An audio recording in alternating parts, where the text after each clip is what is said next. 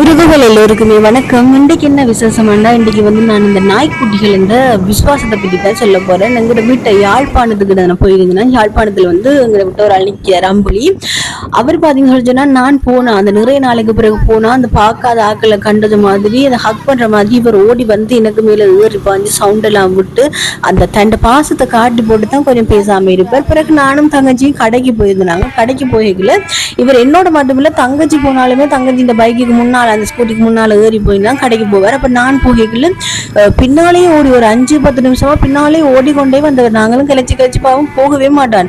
பின்னாலேயே நாங்க அப்புறம் கடையில சாமான் வாங்கினதுக்கு பிறகும் அதுல நின்று வெயிட் பண்ணிட்டு திருப்பி பின்னாலேயே ஓடிக்கொண்டு வந்து எங்கட வீட்டை விட்டுட்டு தான் அவர் கொஞ்சம் அவர் டியூட்டி முடிஞ்ச மாதிரி ஃபீல் பண்ணுவார். உண்மையா அந்த நாய்க்குட்டிகளுக்கு சாப்பாடு வச்சா நீங்க ரோட்ல கேட்க கூட ஒரு நாய்க்குட்டிக்கு சாப்பாடு வச்சுக்கண்டா அது நீங்க எப்ப போனாலும் உங்களை மறக்காது. அவ்வளவு நன்றி உள்ள ஜீவன் தான் இந்த நாய்க்குட்டிகள்.